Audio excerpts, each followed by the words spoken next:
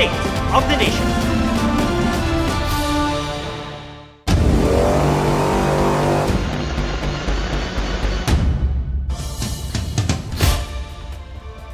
Yan po ang latest satellite image ng Bagyong Tino ngayong gabi.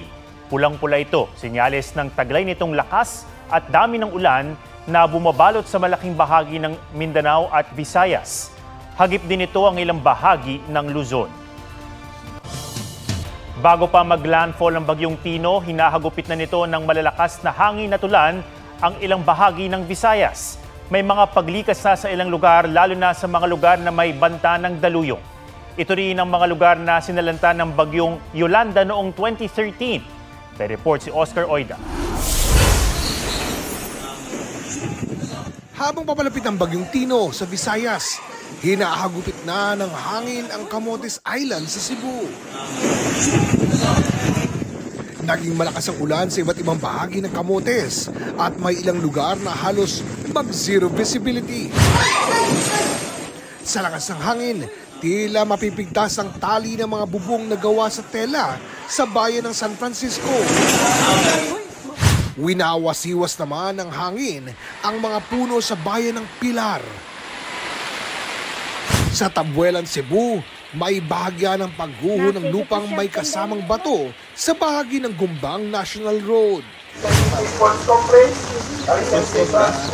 Sa Talisay City, maaga ng pinalikas ang mga nakatira sa tabing dagat bilang pag-iingat sa banta ng daluyong. Sumunod naman ang mga taga-barangay poblasyon, lalo't natuto na raw sila mula sa naranasang hagupit ng Bagyong Odette noong 2021. Bakwit na?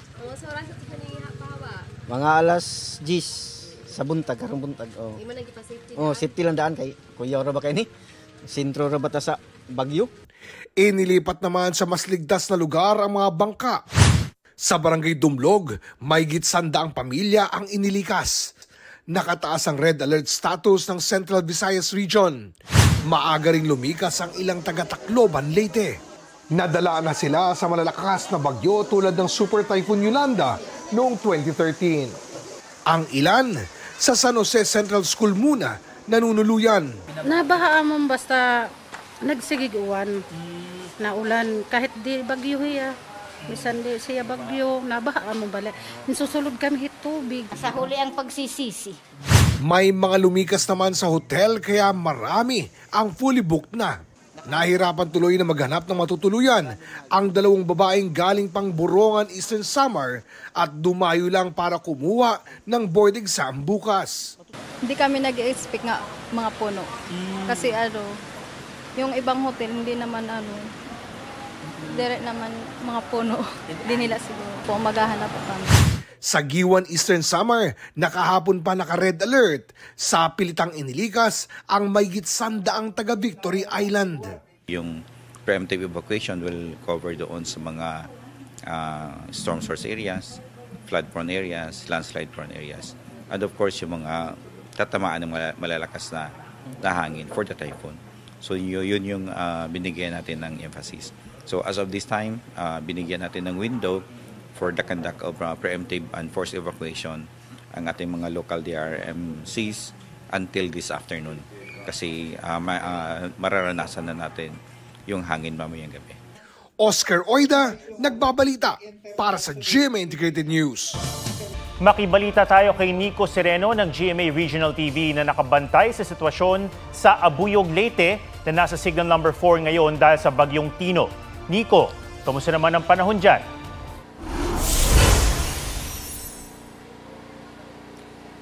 Ato, may kalakasan ng hangin at ulan na naranasan natin ngayon dito sa Abuyog, Leyte. Karamihan sa mga residente ayon sa Abuyog MDRMO na nasa danger zones, storm surge, flood-prone at landslide-prone areas ay nailikas na nasa iba't ibang mga evacuation centers na atom.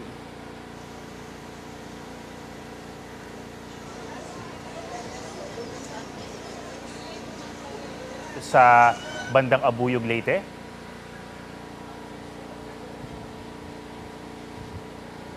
Yes, Nico, naririnig mo ba ako? Yes, Atom. Oo, Nico, yes, Atom. sa pag-iikot nyo kanina, may mga napansin ba kayong mga binaha o di kaya ay nagkaroon ng storm surge, pagguho ng lupa? Sa ngayon, wala pa naman, Atom, so far. Ang napansin lang natin, itong mga naputol na mga sanga ng mga ilang mga puno, nakahambalang sa daan. Pero hindi naman yung mga malaking kahoy talaga ang natumba, Atom. At sa pakipag-update din natin sa opisyal ng Office of Civil Defense 8, ang kailang spokesperson, nila, wala pang naitala sa mga oras na ito ng mga insidente ng storm surge, baha at matinding mga epekto nitong si Bagyong Tino, Atom. Okay, mabuti naman na ganun ang sitwasyon sa ngayon. Itong lugar na inyong kinalalagyan ngayon, Nico, ay matinding pininsala ng Bagyong Yolanda noong 2013. Meron ba kayong nakikitang mga lessons mula doon sa experience na yon sa paglikas ng mga tao para maiwasan ang anumang mga casualties sa pagdaan ng Bagyong Tino?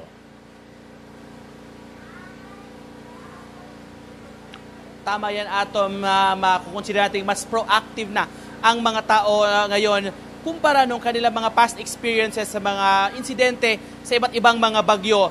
Katunayan nga, itong punuan ng mga hotels, isa itong indication na willingness ng mga tao na mag-evacuate talaga sa safer ground.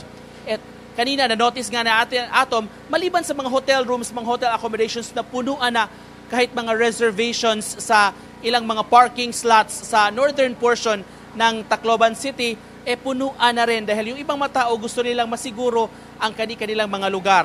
Napansin din natin sa ating pag-ikot dito sa southern portion ng Leyte Province, Atom, na kaninang hapon, mga alas 4, alas 5 ng hapon, daw tila ghost town na ang ilang mga coastal communities. Mga kalalakihan na lang ang naiwan sa kanilang mga bahay dahil pagkikita nga, ayon sa mga tao, hindi na sila atubiling magsilikas para sa kanilang kaligtasan. Yes, Nico, kumusta yung mga kababayan nating lumikas? Sa ngayon, Atom, ay nasa iba't ibang mga evacuation center sa pagkakalam natin. Isa itong evacuation center, kinalalagyan natin MDRMO Evacuation Center sa bayan ng Abuyog. Sa ngayon, Atom, punuan talaga dito. Kayong mapapansin mo, may ibang mga residente na wala ng espasyo sa itaas na bahagi nitong building. Kaya dito na lang sa ibaba, parking area ito, medyo open air, medyo malamig nga. Pero anila, mas importante nasa ligtas na lugar sila kung bayuhin man itong lugar na ito ni Bagyong Tino, Atom. Okay, maraming salamat at kayo dyan, Nico Sereno ng GMA Regional TV. Nagpabahana sa Mindanao ang Bagyong Tino bago pa man ito mag-landfall. Mahigit 6,000 na ang inilikas sa mga isla ng Siargao at Dinagat bilang paghahanda. May report si Oscar Oida.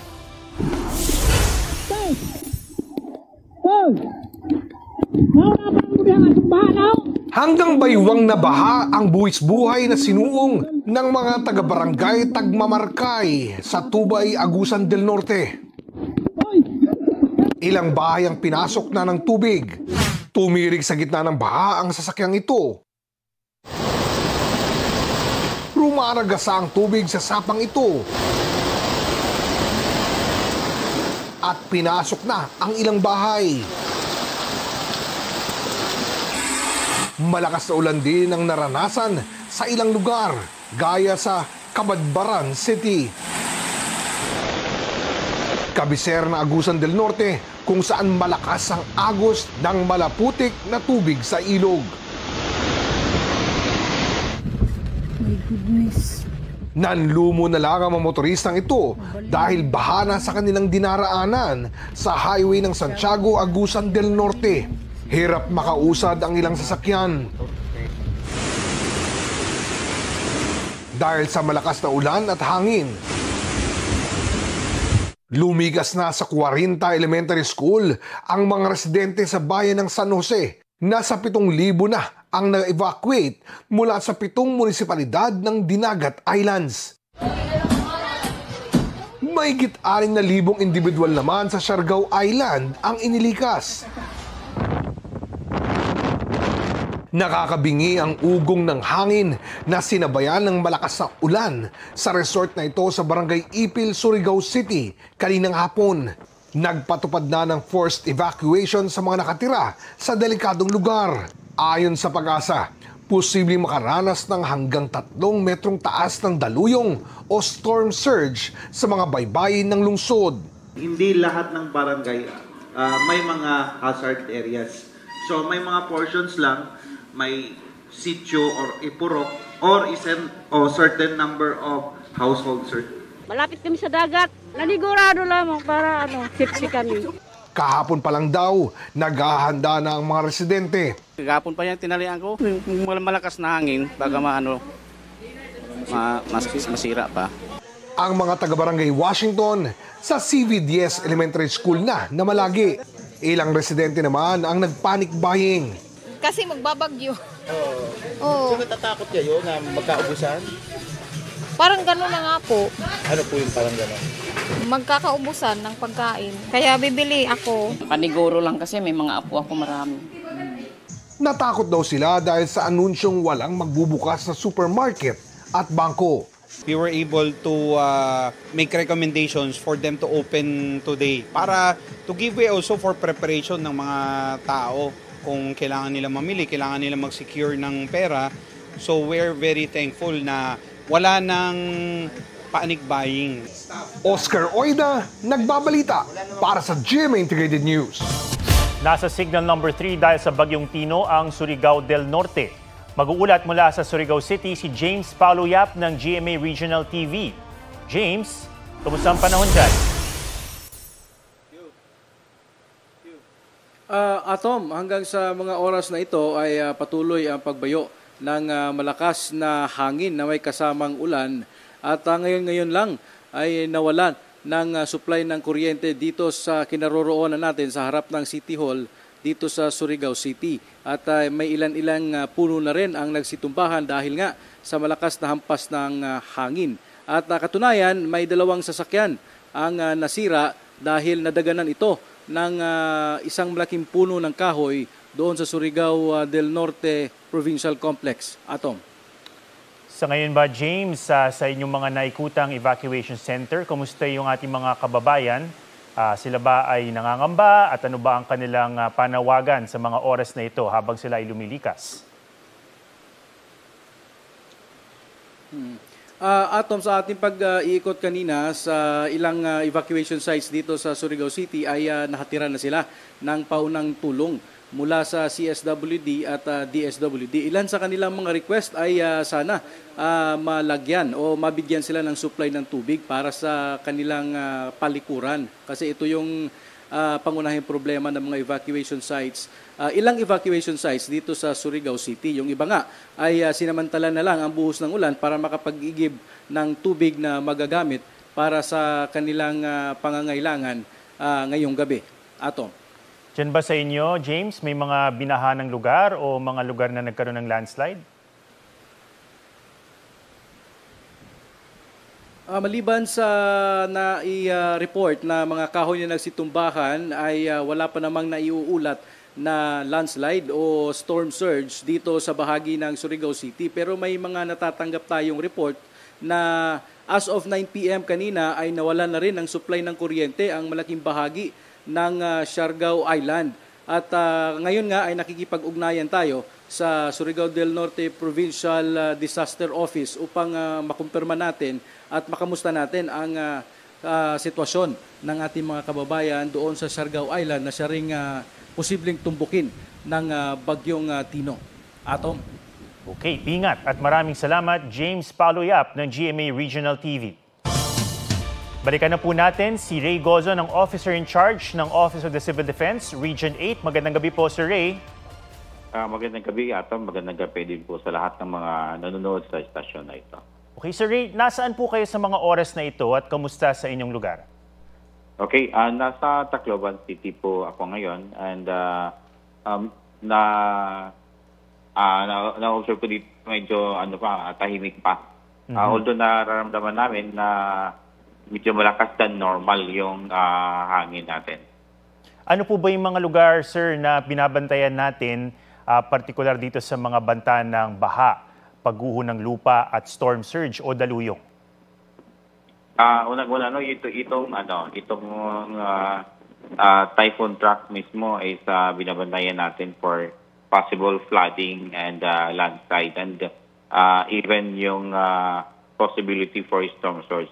Kaya po, doon sa ating preparedness measures, part of it or big part of it is yung conduct ng preemptive evacuation.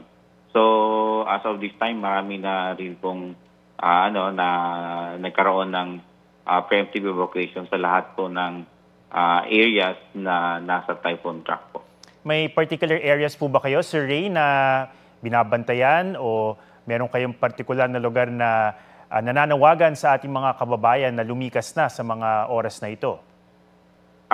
Okay. Actually, nagbigay tayo ng last window kaninang hapon, and we do hope na lahat po ng ating mga kababayan sa tulong ng local disaster extraction and management councils concerned ay napa-evacuate na po lahat. So binabantayan po natin itong southern tip ng Eastern Samar, papunta ng Leyte, Southern Leyte, palabas naman po dito sa western part ng province ng Leyte. So ito po yung binabantayan natin, pero hindi rin po natin iniiwasang magbigay ng advisories doon sa outside zone ng typhoon, kasi possible din po magkakaranas sila ng mga pag-uulan which will possibly result to flooding and landslide. So patuloy din po natin itong minomonitor lahat ng mga areas na ito na nabanggit natin. Sige sir, isang huli na lang Sir Ray, ano po ba ang inyong panawagan sa mga kababayan natin sa mga lugar na iyan? Okay, napapansin ko kasi na meron nang nagkakandak ng clearing operations, especially dito sa may Southern Leyte. So, natin na palampasin na muna yung bagyo. Huwag muna tayong lumabas habang hindi pa nakalampas yung bagyo sa atin para ma-ensure natin na safe po tayong lahat. Alright. Ingat po at maraming salamat, Sir Ray Gozon, Officer in Charge ng Office of the Civil Defense sa Region 8. Maraming salamat din po. Magandang gabi. Ramdam din sa Bicol ang bagyong Tino gaya sa Sorsogon na nasa signal number 1 ngayon. Nakuna ng isang residente ang baha sa kanilang lugar ngayong gabi sa Barangay Salog sa Sorsogon City. Sabi niya, sa gitna ng matinding buhos ng ulan kaninang alas 7 ng gabi, umapaw ang ilog kaya nalubog sila. Humupa na rin ito pero naka-alerto pa rin daw sila. Sa Bulan, Sorsogon naman, pati sa Catanduanes, maraming biyahe sa dagat ang suspendido. As of 4 p.m., ayon sa Philippine Coast Guard, mahigit 3,500 individual at mahigit 1,000 sasakyang pandagat ang stranded sa 78 pantalan sa bansa na apektado ng bagyo.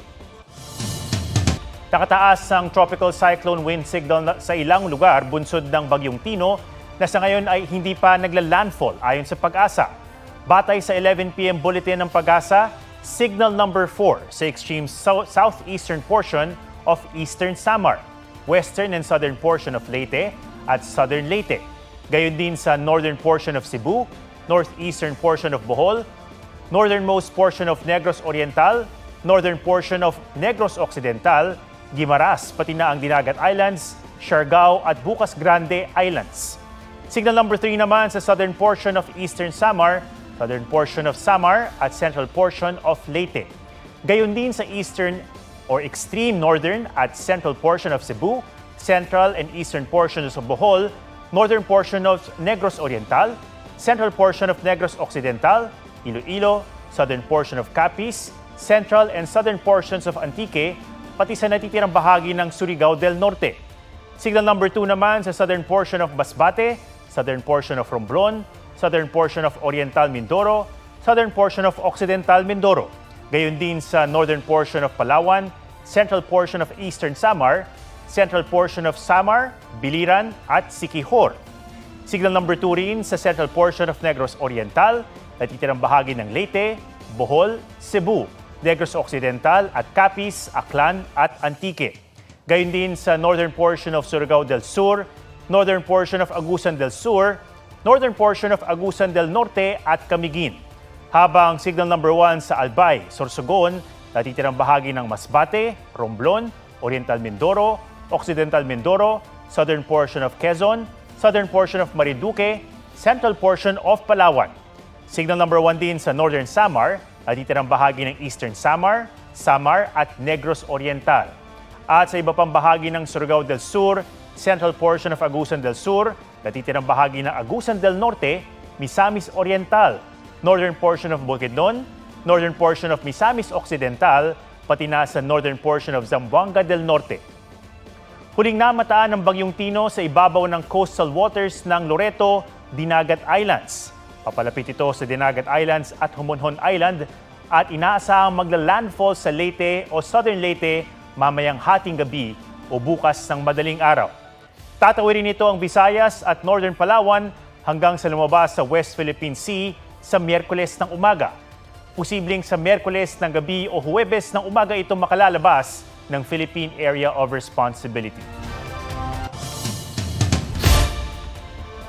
Para sa latest sa Bagyong Tino, tumutok sa GMA Integrated News sa radyo, TV, website at social media pages. At yan po ang State of the Nation para sa mas malaking misyon at para sa mas malawak na paglilingkod sa bayan. Ako si Ato Maraulio mula sa GMA Integrated News, ang News Authority ng Pilipinas. Huwag magpahuli sa mga balitang dapat niyong malaman. Mag-subscribe na sa GMA Integrated News sa YouTube.